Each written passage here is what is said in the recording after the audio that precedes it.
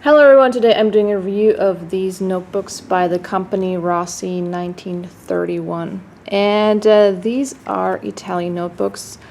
It's a family-owned company who's been in business since 1931, hence the name.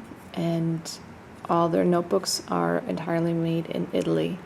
So these that they sent me are called I guess they call them the old style notebooks. I'm also going to do a second part of this review. I'm going to show you some of the notebooks from the company. But as I said, those are the old style ones.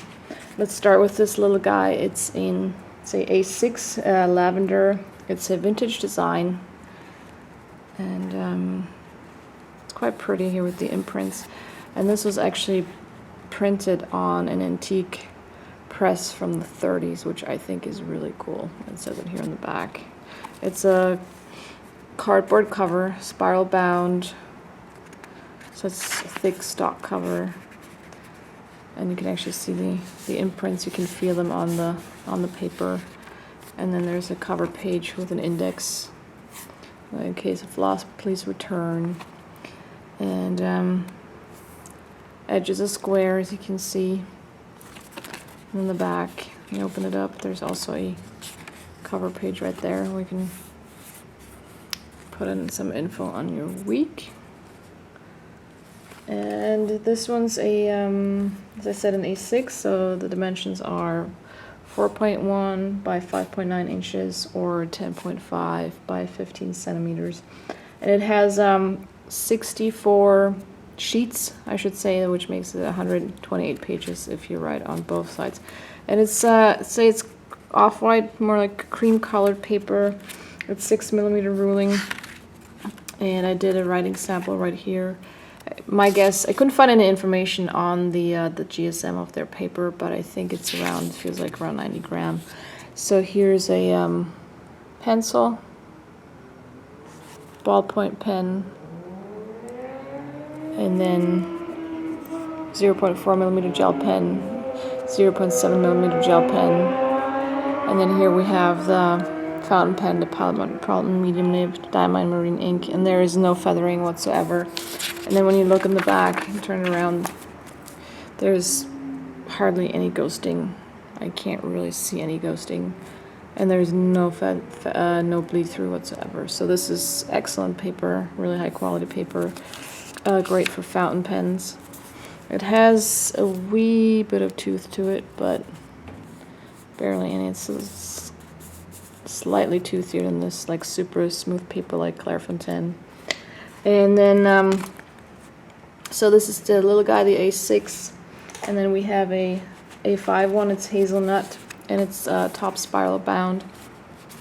And the dimensions on this one are 5.9 by 8.3 inches or 15 by 21 centimeters, and also same design, or almost same design, also printed on the antique leather press from the 30s. As I said, this is the Hazelnut one. Again, cardboard cover, squared edges, and then a cover page with index, and again, in case of loss, I'll write that here.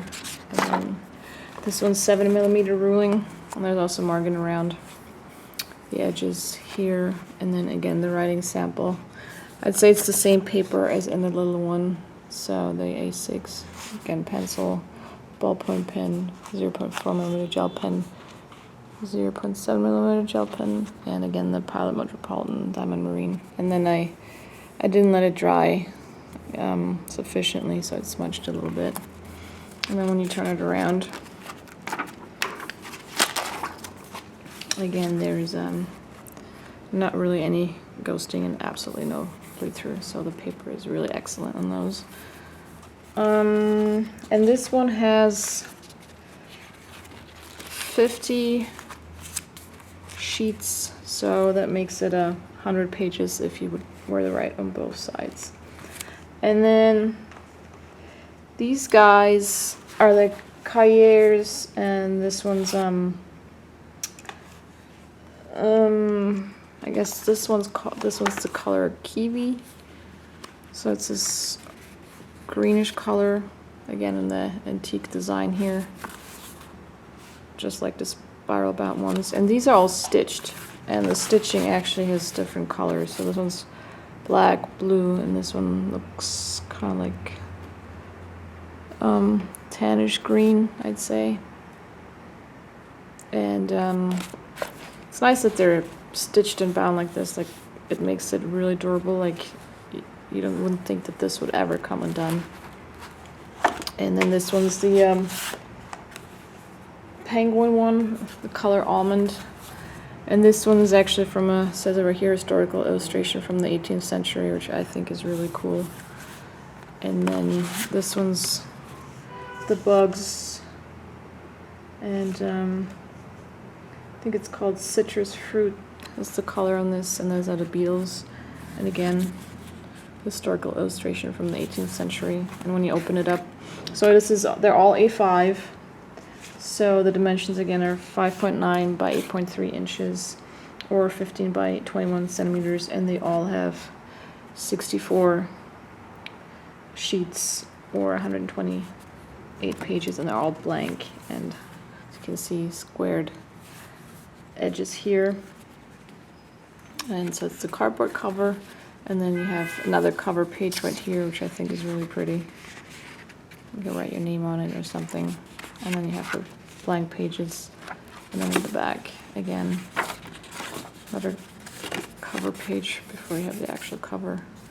And there's the writing sample. This one has actually even more tooth to it than the spiral bound one, so it's slightly different paper. I guess it's also, it's around 90-gram paper. I don't know if the camera picks up the tooth on this.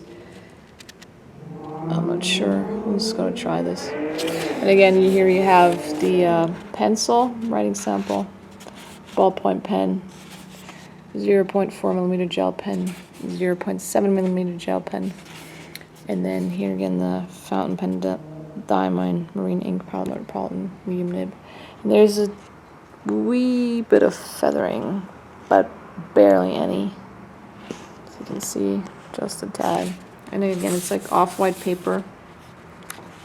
And in the back, there is some ghosting. And there's almost some bleed through. So if you have a broader nib or wetter ink, you might get some bleed through on this paper. So, and there's this, you can see there's ghosting. So I guess this would make more like a sketchbook or something like that. Also because it has more tooth to it, or if you like more feedback when you're writing, this one would be a good one for you. Just not with super wet inks or broader nibs with a fountain pen. And then show me the designs on these real quick. Again, then here's the penguin one. It's also kind of cool. It's very hipster. And then when you open it up, it looks like this. Again, blank pages. In the back, you have this cover page. And then this one again,